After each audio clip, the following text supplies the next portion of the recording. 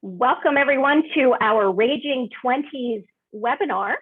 We will be getting started here in just a minute. We'll be waiting for some folks to join.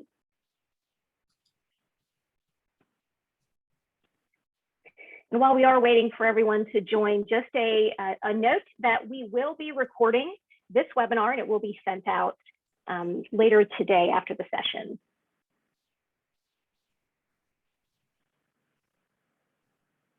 And Michelle, we really should thank Ellie and our graphics department for this great new image that we've got.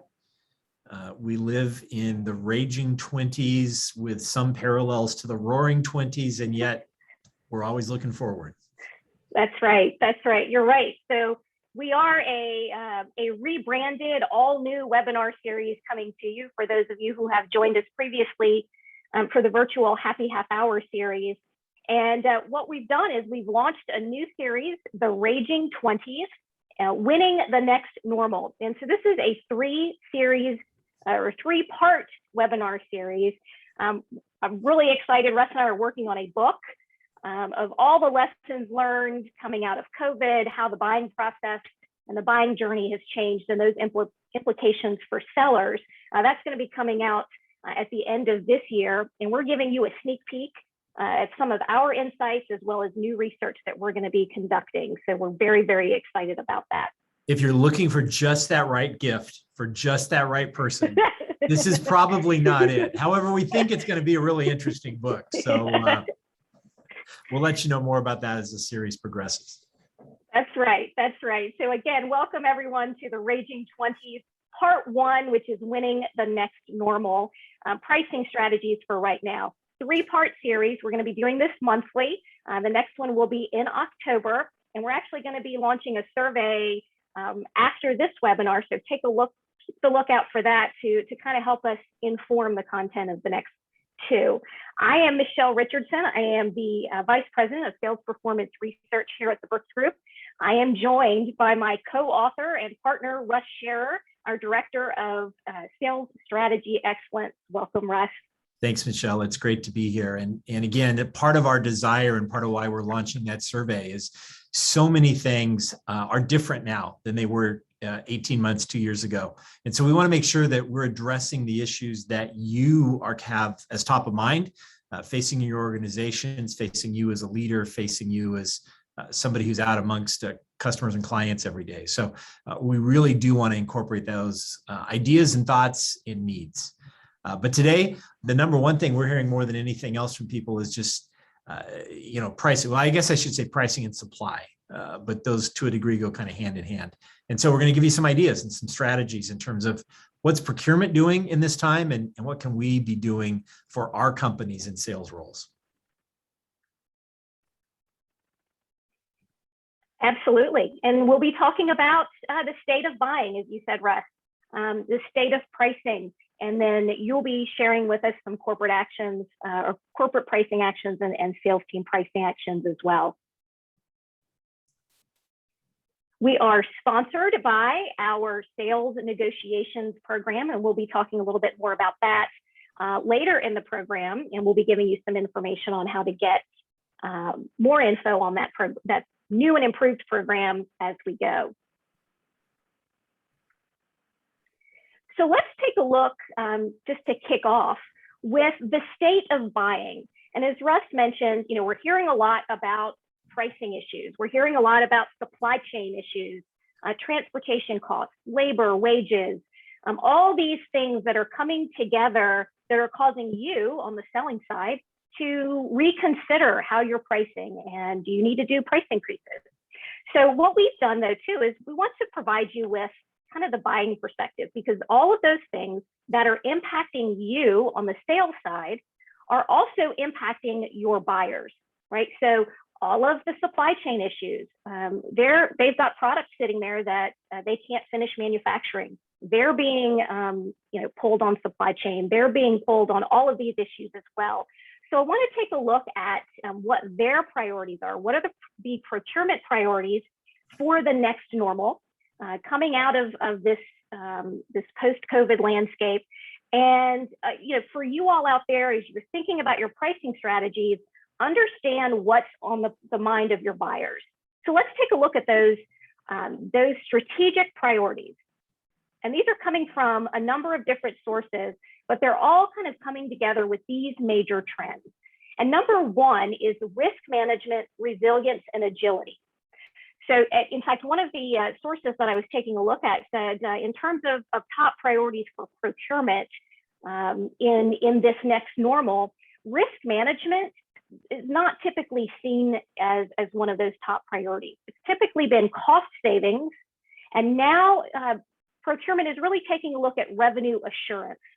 So does it mean that procurement's not going to be trying to negotiate costs, but rather than being rewarded on the amount of money that they're saving, all of a sudden now they need to really think about protecting the revenue of the companies that they work for. Deloitte, this was at the end of 2020, Deloitte did a survey and they saw that 90% of buyers rated their extended supply network transparency as moderate to very low. And actually about half of those buyers rated their transparency into tier 1 suppliers as low.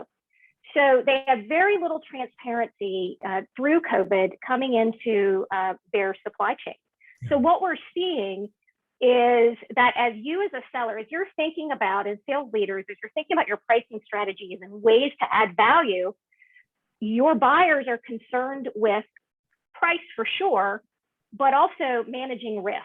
Do they have insight, the transparency and collaboration that you can provide into your network?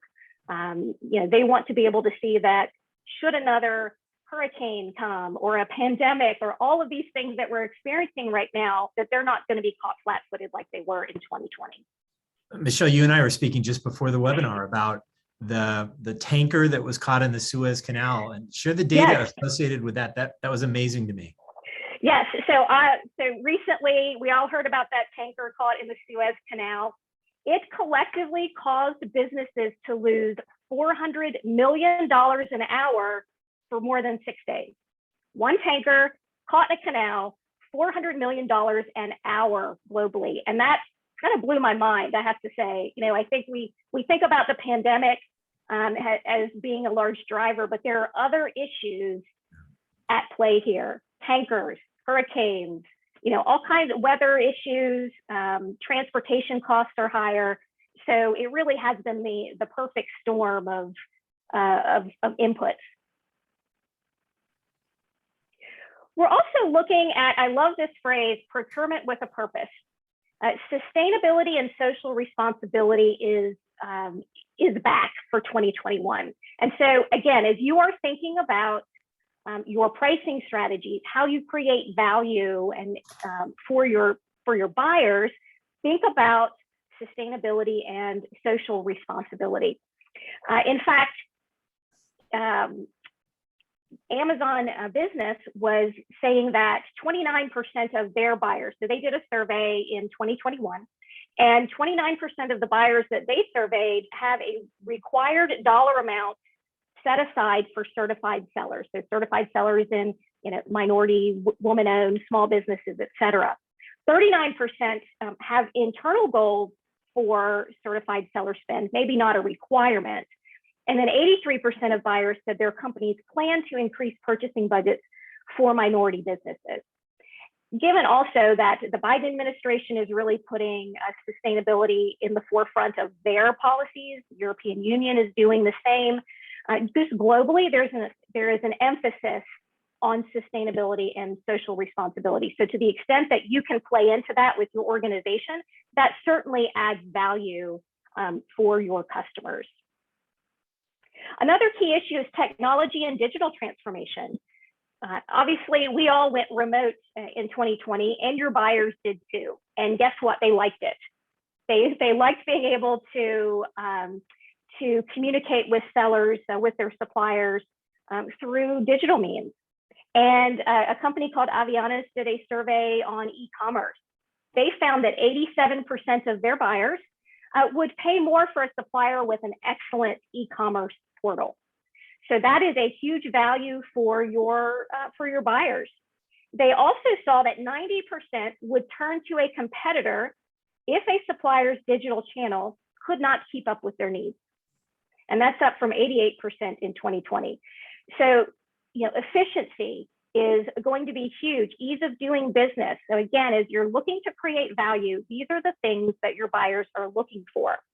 These systems, these e-commerce systems as well, also help your buyers evaluate suppliers. They provide data and analytics which streamline processes. And so efficiency is a big area of play here as well.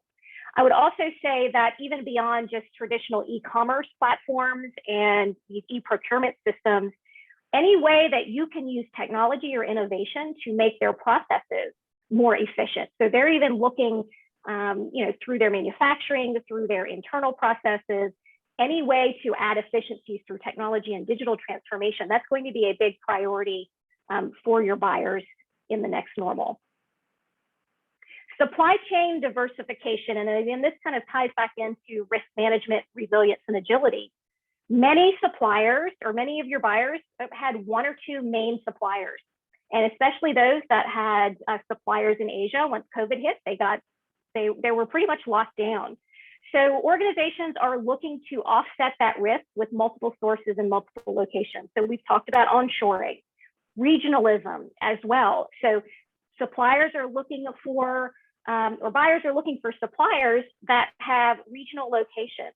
Transportation costs have skyrocketed in the last year. I read something recently that CEOs are saying that actually the cost, particularly if they're having to ship things overseas, that ocean freight is now costing more than the product itself. So any way that you can help save, not only from supply chain diversification, right? So being closer and helping spread that risk, but also to help mitigate some of those transportation costs, that's going to be a huge value to your customers as well. And then generally speaking, driving value through total cost of ownership and operational efficiencies. So from a strategic standpoint, kind of at macro level, procurement is looking at how can they drive value for themselves throughout the rest of the organization. So they're looking more, again, not just overall cost savings, but what's the total cost of ownership for what they're buying? How does that help with strategic level decision making?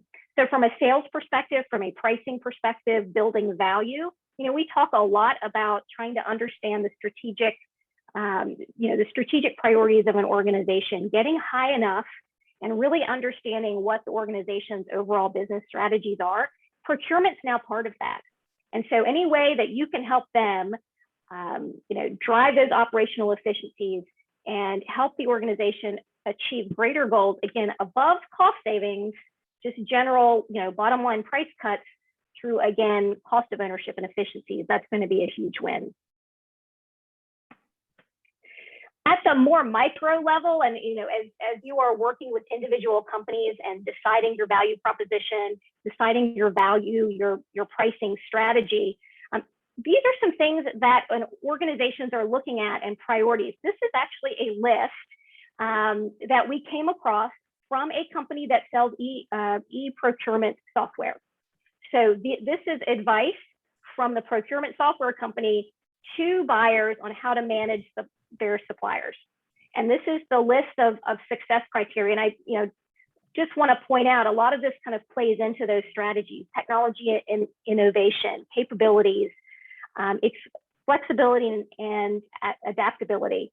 But what's interesting is that cost and delivery is number 7 on the list.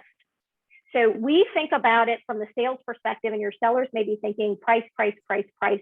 How am I going to communicate a price increase to my customers?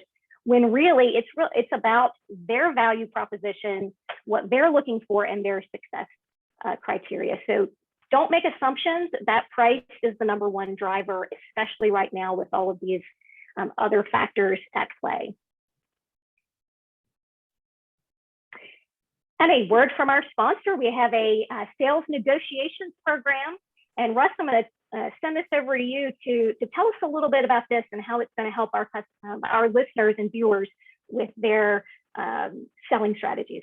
Sure. This is a freshly revamped program here at the Brooks Group. We've been teaching sales negotiations for a while. And we really focus in on those kinds of actions that salespeople need. If you are looking to negotiate a nuclear arms treaty, this is not the class for you. If you're looking for how you hold margin when you sit down with procurement, when you're sitting down with a buyer, this is really who we've targeted this for. We talk about the best practices and go into sort of the actions in each of those. And I'll just kind of point out one of those 5 best practices. Just how do you think through preparation? What are the things that you have to do to get you ready and understand your strengths and weaknesses, and then the value case that you bring into the conversation that you're going to have. We then go on to talk about what happens when you're in the negotiation. How do you more successfully use breaks? So if your team is struggling with how do you sit down, how do you hold value, how do you hold margin, we would encourage you. And an open format just means that it's going to be multiple companies. So you'll have the ability to talk to people in different industries to see what they're doing, as well as to be involved in a number of scenario-based role plays where you can learn and practice the tactics we teach. And as you mentioned, Russ, we are offering this now in an open enrollment format. First time we've ever done that. So it's a really unique opportunity to see this content in that way. Producer Rich is going to put the contact information in our chat window there. So if you'd like more information on this session, it's a 2-hour session, 2 times. So 2 2-hour sessions. It starts November 30th. And if you are interested in registering or getting more information on the program to see if it's a good fit for you or your team, contact@thebrooksgroup.com to send us that email, and we'll be glad to get that information out to you. That's probably also a good time to just mention, if you have questions as we're going through the content, please either chat us or in the Q&A window, raise the questions and we'll try to get to those. This is kind of one of those dumb moments, right? We all know that price pressures are real.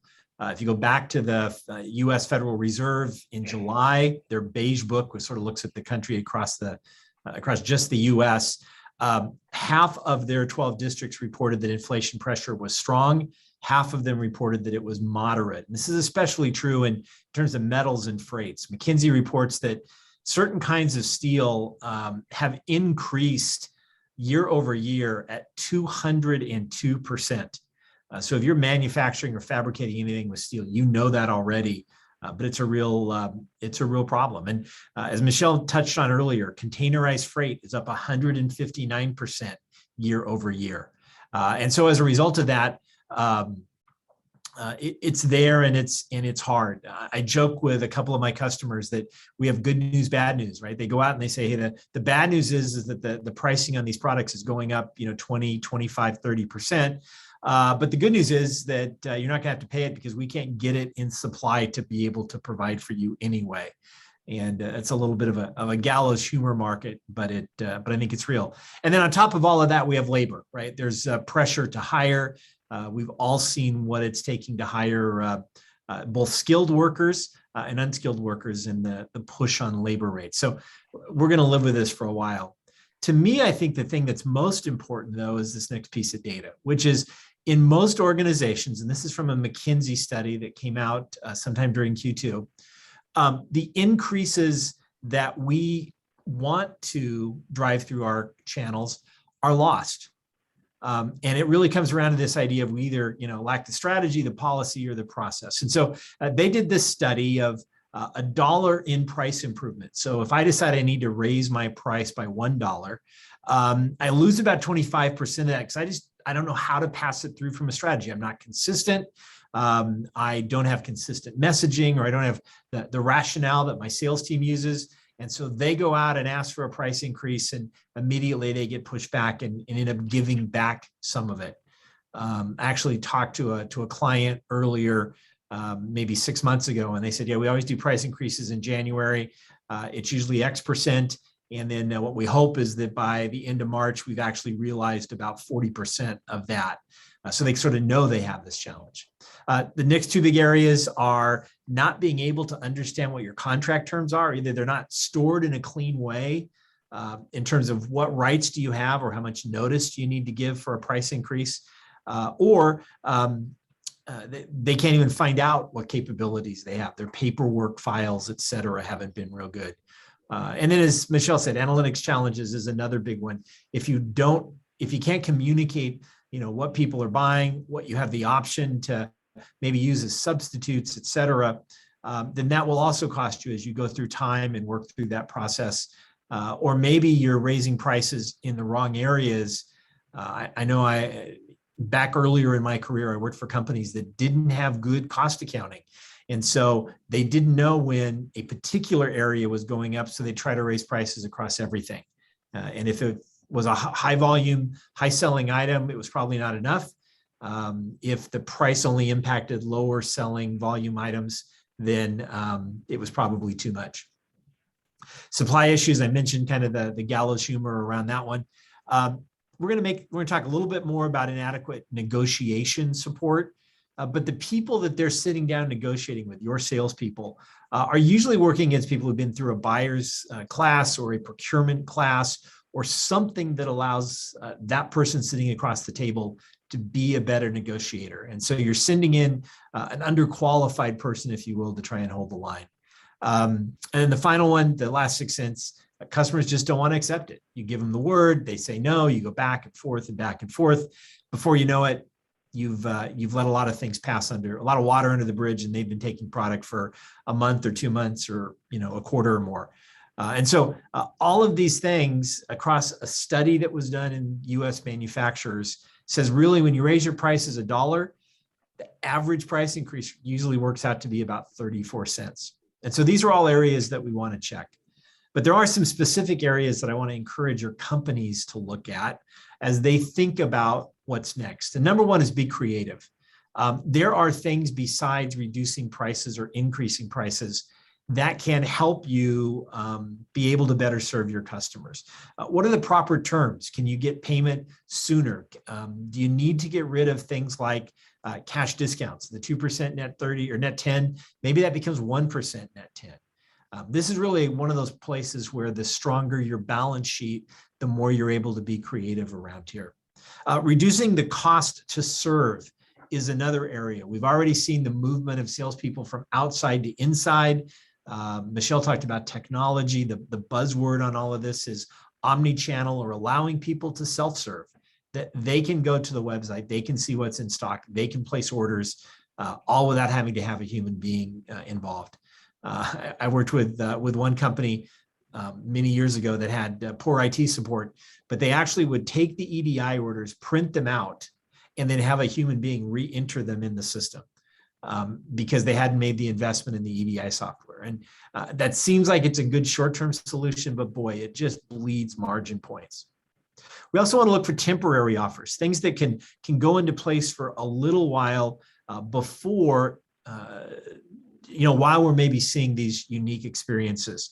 I worked for a company one time that had some tariffs go up in terms of what it did. And about 80% of our customers were okay with a price increase related to those tariffs. But about 20% wanted a special line item on every invoice that just said, tariff price increase. And so we were very clear, and they were tracking how much is this tariff really costing us. That allows you that kind of a structure that when things get back maybe a little bit more towards normal, or when the tariffs come off, you've got the ability to adjust. Other things like MOQ, what are the sizes that your customers buy in? And does that align with your packaging? Are you repackaging in your warehouse? Are you maybe looking for a complete pallet to ship as opposed to just a carton or a partial carton? Maybe across different products, do you need to be able to say, this is really what we're looking for? A lot of times those used to be based on dollars. Now the dollars, if you do a price increase, are larger. So therefore you may have more smaller shipments. Same with freight. Can you bunch orders? When do you provide free freight? When do you not? And then as Michelle said, do you need to look at onshoring? I will just tell you again, a story that we went through.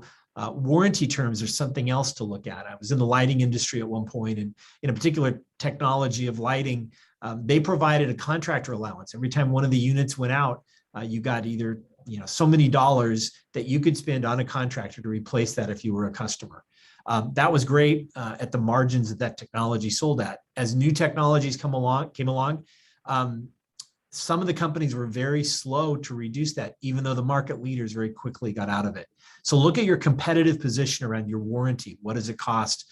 What's involved with it? And be creative. Sometimes you can find 1, 2, 3 points there that would help with the price increases. Number two, take a look at your sales incentives. How are you paying your salespeople? Some data from McKinsey again that 80% of business to business companies have changed their comp plans since the beginning of COVID.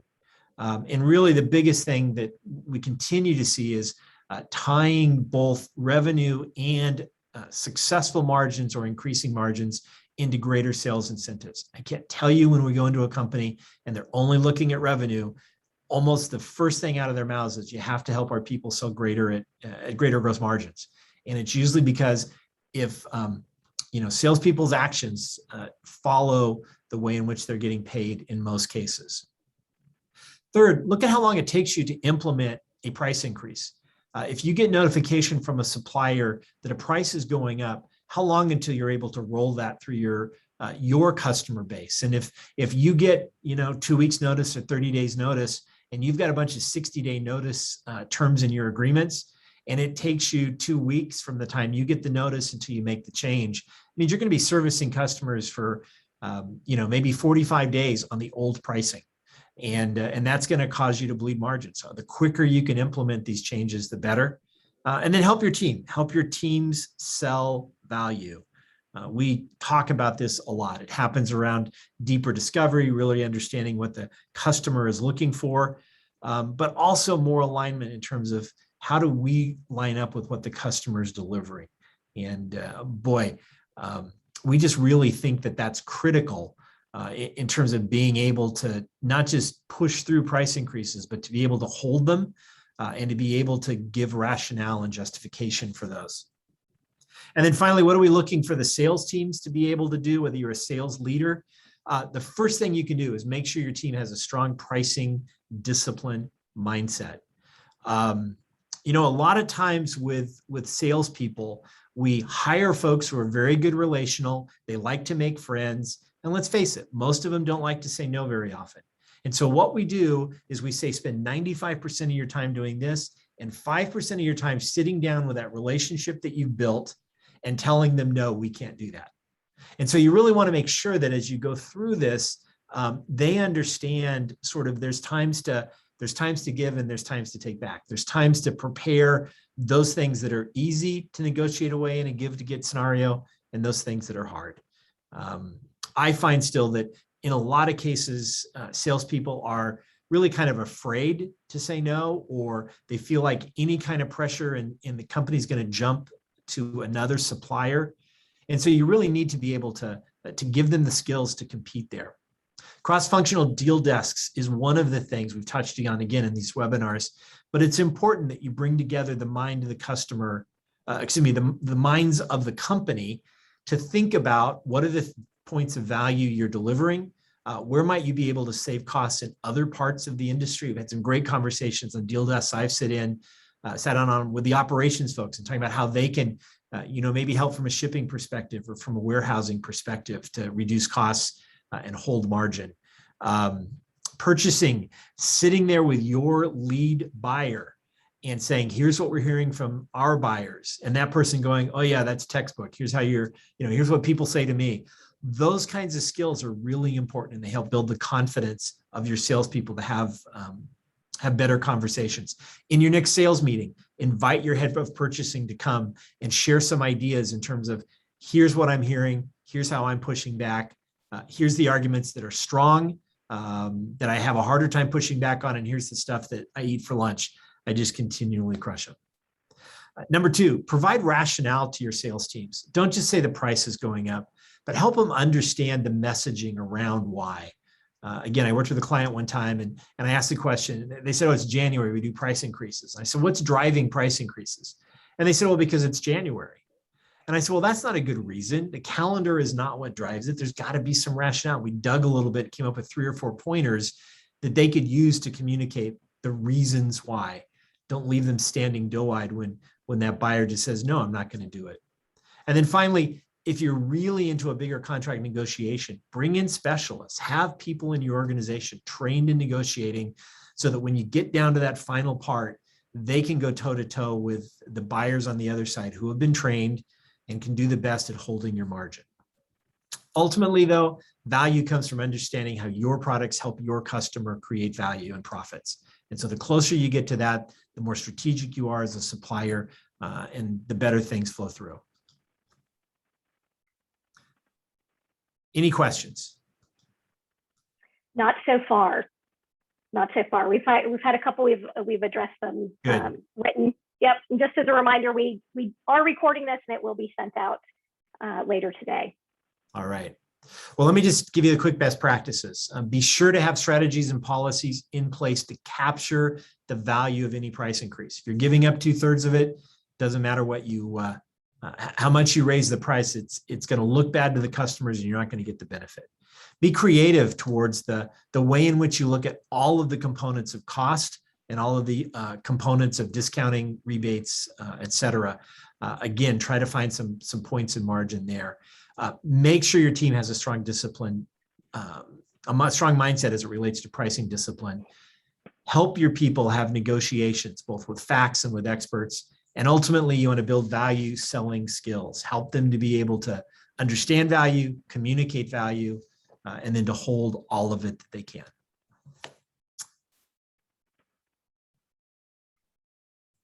All right.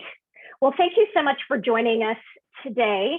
And again, if you, as you are thinking through this content later, if you come up with any questions, feel free to shoot them to us at contact@thebrooksgroup.com. We'd be happy to answer them offline.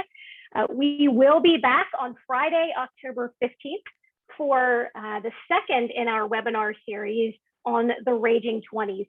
Be sure to look out for a survey. We really want your insights and input to help us direct the next 2 sessions. And again, thank you so much for joining us this afternoon.